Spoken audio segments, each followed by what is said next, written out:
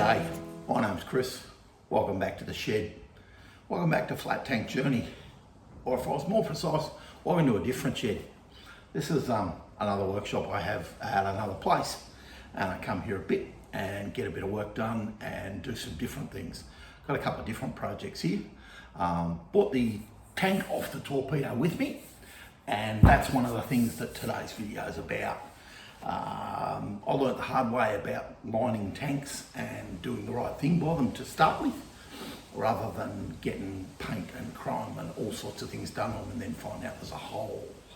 So in this week's episode, I've lined the tank and then I commence the massive task, and I emphasise it's been a massive task, of trying to build the brake shoes and the actuating arms that make the whole thing work.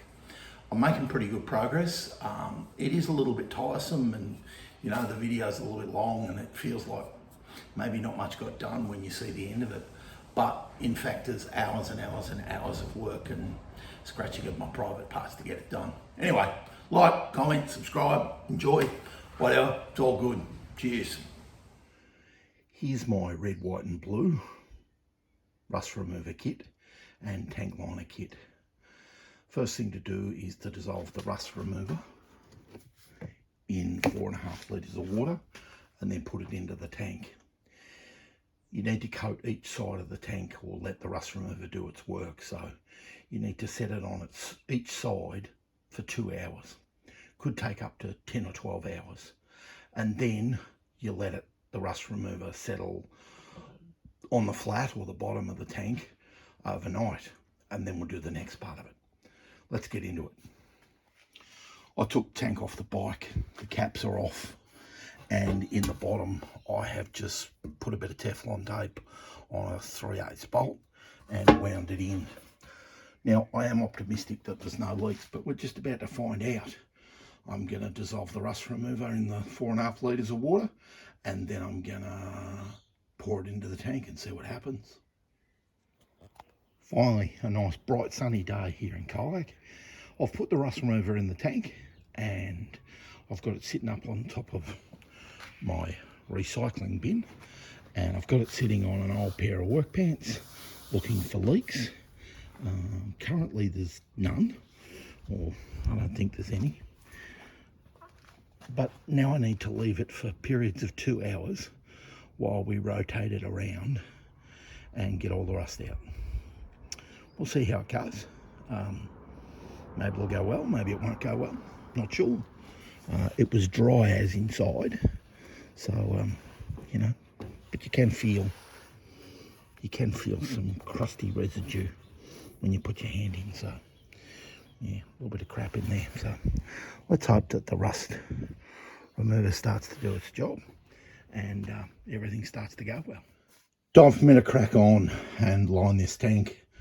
I don't think I'm going to film all this. It just requires you to keep moving it around and keep doing stuff. So I'm following the instructions. I'm going to bring you back later and show you where I'm up to. So the tank's got the liner kit in it, which is, it's gone really well. Pointless of me sticking the camera inside because it's dark. It's pretty hard to see. You can, when you get it up to the right light, see the solution moving around.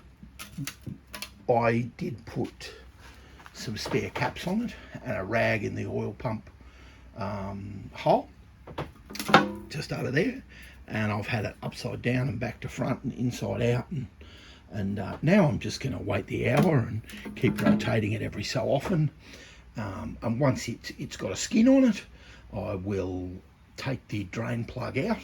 I've just got a bolt wrapped in Teflon tape in there, and then you've got to let it go off for a week or more, and that's not a problem because I'm not using it anyway. So it's a job well done.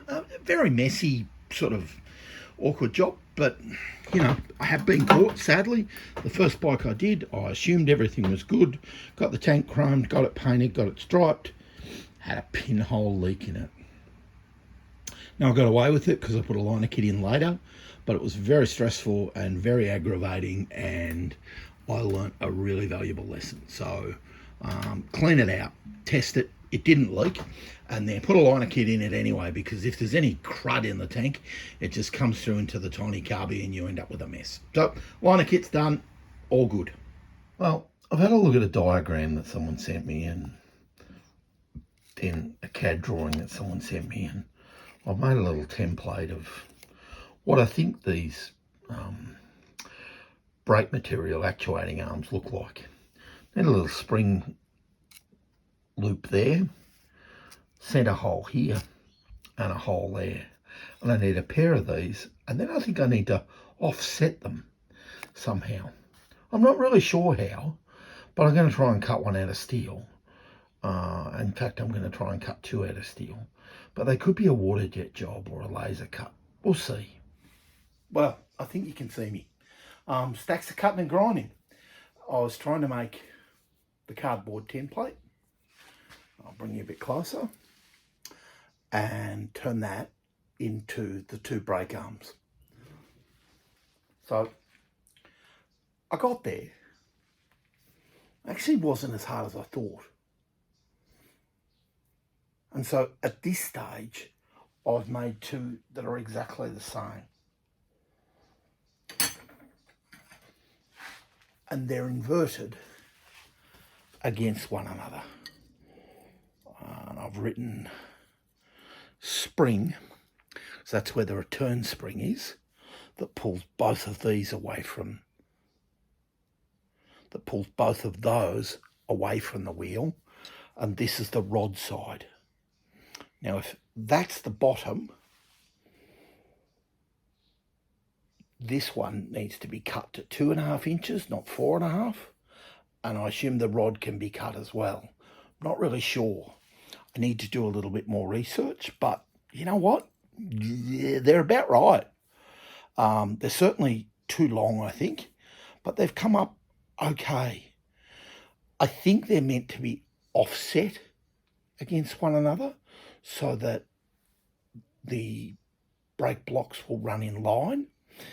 I don't really know how I'm going to do that yet, but for now, especially seeing at 6 o'clock in the evening, I'm going to call that a win, and I'm going to think about those overnight, because I didn't think I could make those, let alone the rest of it. So, time to call it stumps for the night and think about it. Fans on in the background, you'll just have to live with it. Working on the brake assembly, but I'm not ready to show you all of that yet. Just not even sure it works. But I'm going to make some brake blocks. I don't have any brake block material. What I do have is red gum, a very, very, very hard Australian timber. It's this is recycled red gum. Nails have been pulled. Lord knows how old this actually is. Red gum dries at an incredibly slow rate and is incredibly hard. So I'm going to try and make 2 brake blocks out of red gum.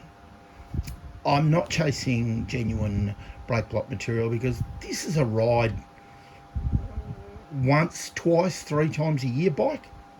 It's direct drive. It's 250cc. I'm a 6'2", 135 kilo man. You know, the two things don't quite go together. So I'm not super stressed about finding exactly the right material and getting all stressed. And the whole brake assembly is not original anyway. The brake assembly is coming along, but I'm not sure any of it is actually going to work.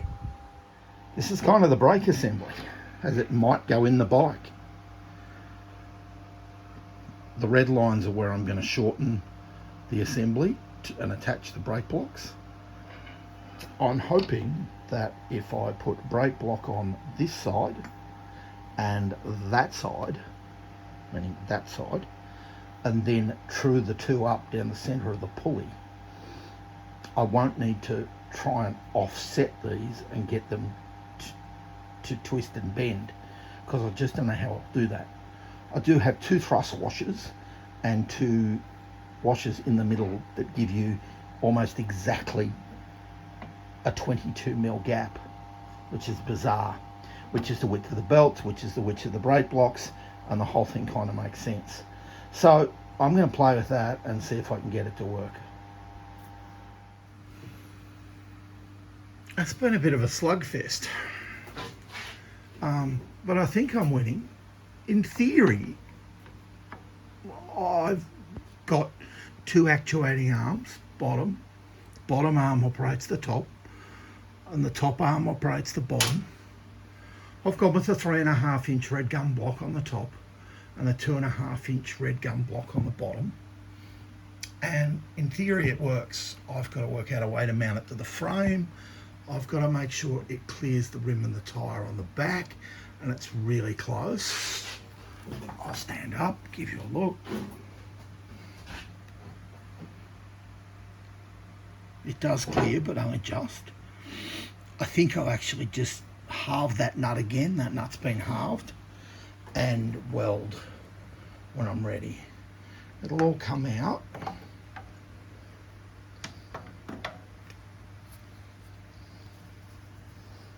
And there it is. I need to make new brake blocks. Nice little dome nuts, because I'm a wanker.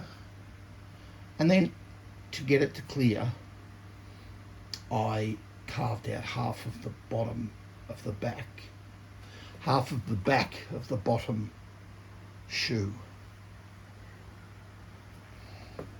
It's a little bit hard to video for you, but in theory it works. In practice, I suppose it's a bit like rubbing a block of wood into a wheel.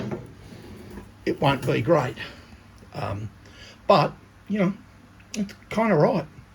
Wow, that was several days' work. As I said, it's been a slugfest to get to that point, but I feel like I'm making progress. In the background is another one of my little projects, and it's my Mondial, about a 61 or 62. It's not a flat tank, but if people think they'd like to see it, leave a comment, ask me some questions. Happy to make a little video about the Mondial if people like it. Let me know.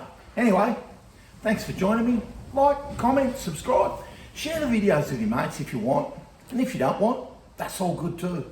Have a good weekend. Cheers.